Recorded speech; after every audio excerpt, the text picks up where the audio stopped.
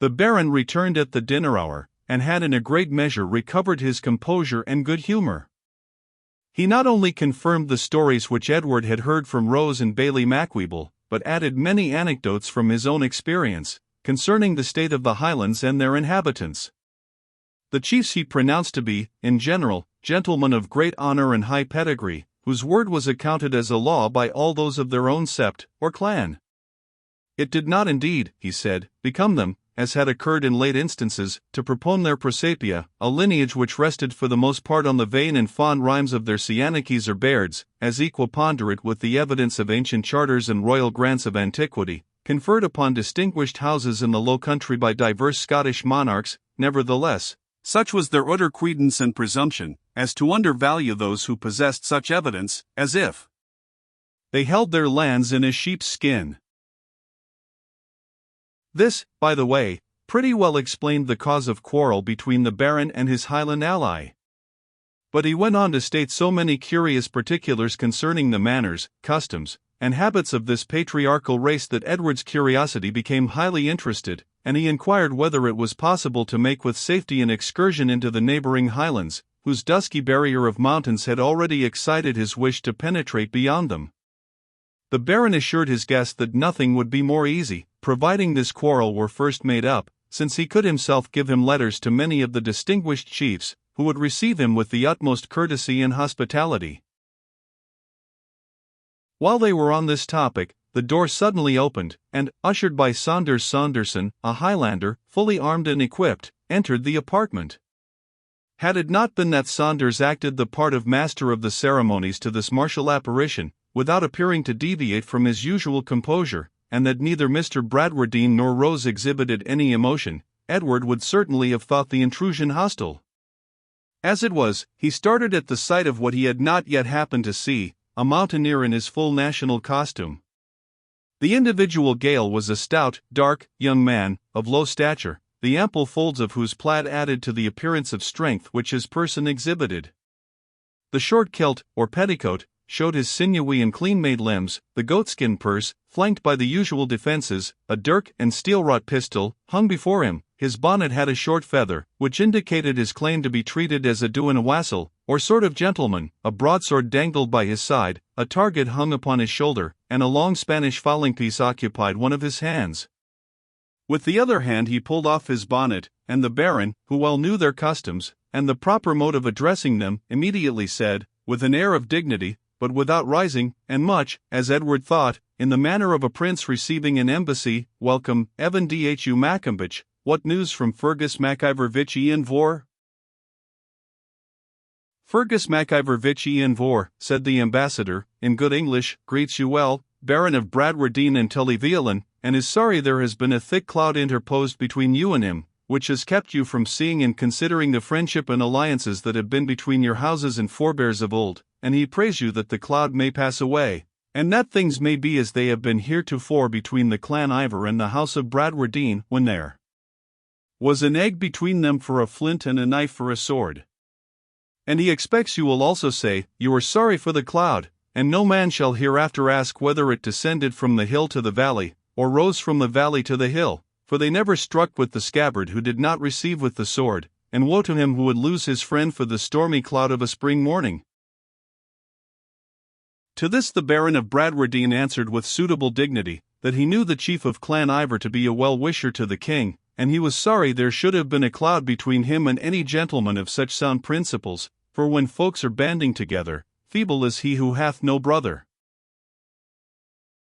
This appearing perfectly satisfactory, that the peace between these august persons might be duly solemnized, the Baron ordered a stoup of usquebaugh, and, filling a glass, drank to the health and prosperity of MacIvor of Glennaquoich, upon which the Celtic ambassador, to requite his politeness, turned down a mighty bumper of the same generous liquor, seasoned with his good wishes to the house of Bradwardine. Having thus ratified the preliminaries of the general treaty of pacification, the envoy retired to adjust with Mr. Macwheeble some subordinate articles with which it was not thought necessary to trouble the Baron. These probably referred to the discontinuance of the subsidy, and apparently the Bailie found means to satisfy their ally, without suffering his master to suppose that his dignity was compromised. At least, it is certain that after the plenipotentiaries had drunk a bottle of brandy in single drams, which seemed to have no more effect upon such seasoned vessels than if it had been poured upon the two bears at the top of the avenue, Evan Dhu Maccombich, having possessed himself of all the information which he could procure respecting the robbery of the preceding night, declared his intention to set off immediately in pursuit of the cattle, which he pronounced to be no that far off. They have broken the bone, he observed, but they have had no time to suck the marrow. Our hero, who had attended Evan Dhu during his perquisitions, was much struck with the ingenuity which he displayed in collecting information, and the precise and pointed conclusions which he drew from it. Evan Dhu, on his part, was obviously flattered with the attention of Waverley, the interest he seemed to take in his inquiries, and his curiosity about the customs and scenery of the Highlands. Without much ceremony he invited Edward to accompany him on a short walk of 10 or 15 miles into the mountains, and see the place where the cattle were conveyed to, adding, "If it be as I suppose, you never saw such a place in your life, nor ever will, unless you go with me or the like of me." Our hero, feeling his curiosity considerably excited by the idea of visiting the den of a Highland Caicus, took, however, the precaution to inquire if his guide might be trusted. He was assured that the invitation would on no account have been given had there been the least danger, and that all he had to apprehend was a little fatigue, and, as Evan proposed he should pass a day at his chieftain's house in returning, where he would be sure of good accommodation and an excellent welcome, there seemed nothing very formidable in the task he undertook. Rose, indeed, turned pale when she heard of it, but her father, who loved the spirited curiosity of his young friend, did not attempt to damp it by an alarm of danger which really did not exist, and a knapsack, with a few necessaries, being bound on the shoulders of a sort of deputy gamekeeper, our hero set forth with a fowling piece in his hand, accompanied by his new friend Evan Dhu, and followed by the gamekeeper aforesaid, and by 2 wild Highlanders, the attendants of Evan, one of whom had upon his shoulder a hatchet at the end of a pole, called a lahaberax, 14, and the other a long ducking gun. Evan, upon Edward's inquiry, gave him to understand that this martial escort was by no means necessary as a guard, but merely, as he said, drawing up and adjusting his plaid with an air of dignity, that he might appear decently at Tully Veolan, and as Vich Ian Vor's foster brother ought to do. "Ah," said he, "if you Saxon do an owassel, English gentlemen, saw but the chief with his tail on." "With his tail on," echoed Edward in some surprise. "Yes, that is, with all his usual followers, when he visits those of the same rank. There is," he continued, stopping and drawing himself proudly up, while he counted upon his fingers the several officers of his chief's retinue, "there is his henchman, or right-hand man, then his bard, or poet, then his bladier, or orator, to make harangues to the great folks whom he visits, then his gillimore, or armor-bearer, to carry his sword in target, and his gun, then his gilly casfliuch, who carries him on his back through the sykes and brooks, then his gilly comstrian, to lead his horse by the bridle in steep and difficult paths, then his gilly trush-harnish, to carry his knapsack, and the piper and the piper's man, and it may be a dozen young lads beside, that have no business, but are just boys of the belt, to follow the laird and do his honour's bidding." "And does your chief regularly maintain all these men?" demanded Waverley. "All these," replied Evan, "aye, and many a fair head beside, that would not ken where to lay itself, but for the mickle barn at Glennaquoich." With similar tales of the grandeur of the chief in peace and war, Evan Dhu beguiled the way till they approached more closely those huge mountains which Edward had hitherto only seen at a distance. It was towards evening as they entered one of the tremendous passes which afford communication between the high and low country. The path, which was extremely steep and rugged, winded up a chasm between 2 tremendous rocks, following the passage which a foaming stream, that brawled far below, appeared to have worn for itself in the course of ages. A few slanting beams of the sun, which was now setting, reached the water in its darksome bed, and showed it partially, chafed by 100 rocks and broken by 100 falls. The descent from the path to the stream was a mere precipice, with here and there a projecting fragment of granite, or a scathe tree, which had warped its twisted roots into the fissures of the rock. On the right hand, the mountain rose above the path with almost equal inaccessibility, but the hill on the opposite side displayed a shroud of copsewood, with which some pines were intermingled. "This," said Evan, "is the pass of Ballybruff, which was kept in former times by 10 of the clan Donachie against 100 of the Lowcountry carles. The graves of the slain are still to be seen in that little corrie, or bottom, on the opposite side of the burn. If your eyes are good, you may see the green specks among the heather. See, there is an urn, which you Southrons call an eagle. You have no such birds as that in England. He is going to fetch his supper from the Laird of Bradwardine's braes, but I'll send a slug after him." He fired his piece accordingly, but missed the superb monarch of the feathered tribes, who, without noticing the attempt to annoy him, continued his majestic flight to the southward. 1,000 birds of prey, hawks, kites, carrion crows, and ravens, disturbed from the lodgings which they had just taken up for the evening, rose at the report of the gun, and mingled their hoarse and discordant notes with the echoes which replied to it, and with the roar of the mountain cataracts. Evan, a little disconcerted at having missed his mark, when he meant to have displayed peculiar dexterity, covered his confusion by whistling part of a pibroch as he reloaded his piece, and proceeded in silence up the pass. It issued in a narrow glen, between two mountains, both very lofty and covered with heath. The brook continued to be their companion, and they advanced up its mazes, crossing them now and then, on which occasions Evan Dhu uniformly offered the assistance of his attendants to carry over Edward, but our hero, who had been always a tolerable pedestrian, declined the accommodation, and obviously rose in his guide's opinion, by showing that he did not fear wetting his feet. Indeed, he was anxious, so far as he could without affectation, to remove the opinion which Evan seemed to entertain of the effeminacy of the Lowlanders, and particularly of the English.